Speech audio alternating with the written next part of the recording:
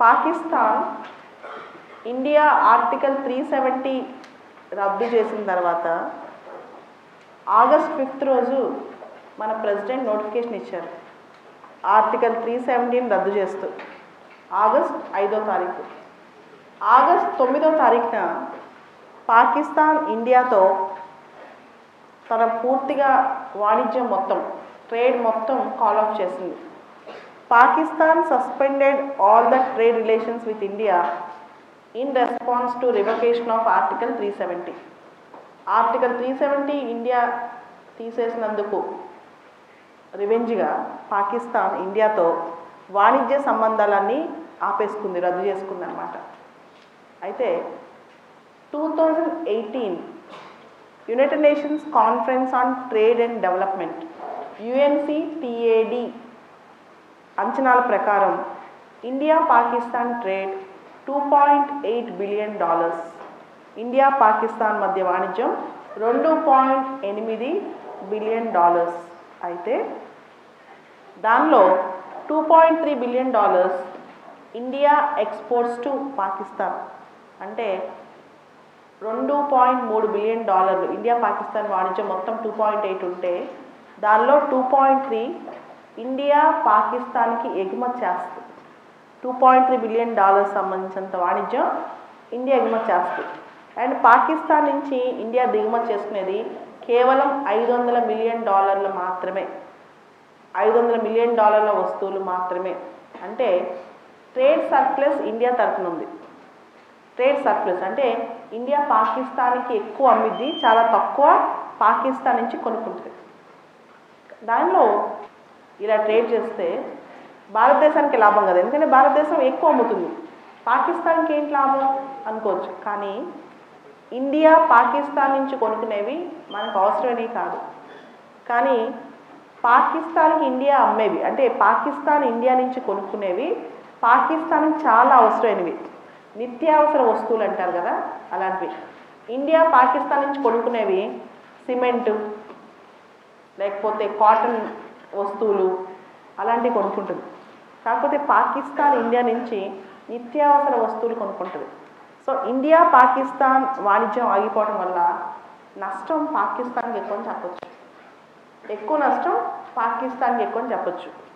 ఒక IR student ఒక question అడిగారు అనుకోండి, ఇండియా పాకిస్తాన్ వాణిజ్య యుద్ధం స్టార్ట్ అయింది, ట్రేడ్ వార్ స్టార్ట్ అయింది, దానికి కారణం ఈ మధ్య జరిగిన article 370.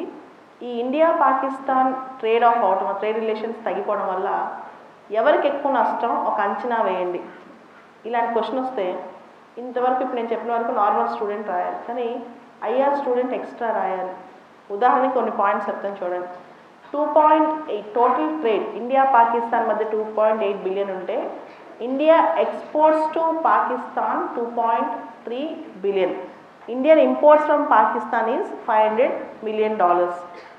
Pakistan is more dependent on India for it's exports.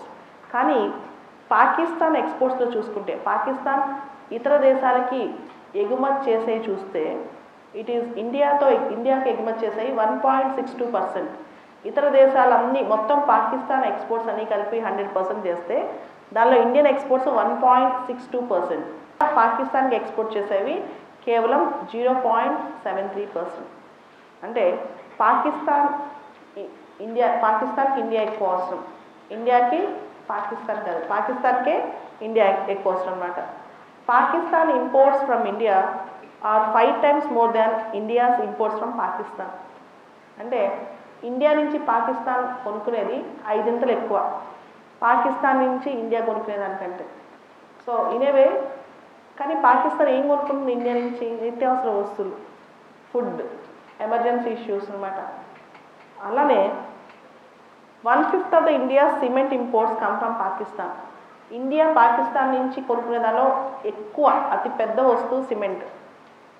India purchase చేసే సిమెంట్లో బయట నుంచి 1/5 సిమెంట్ పాకిస్తాన్ నుంచి కొనుక్కుంటుంది. సో ఇండియా పాకిస్తాన్ ట్రేడ్ ఆగిపోవడం వల్ల ఇండియాకి సిమెంట్ సప్లైస్ మాత్రం ఆగిపోతాయి.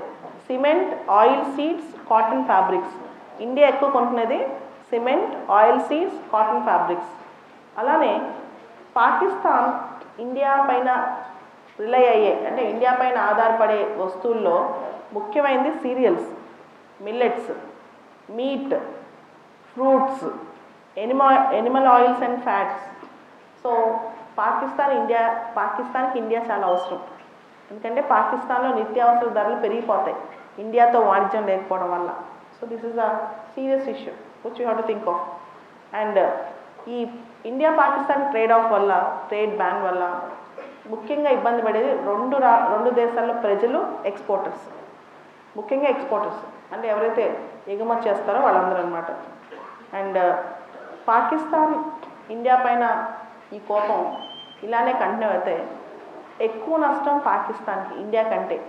ఎకనమిక్ టర్మ్స్లో పాకిస్తాన్కి ఎక్కువ నష్టం ఇండియా కంటే. So this is a story. ఇంత డీటెయిల్గా అనలైజ్ చేయాలి.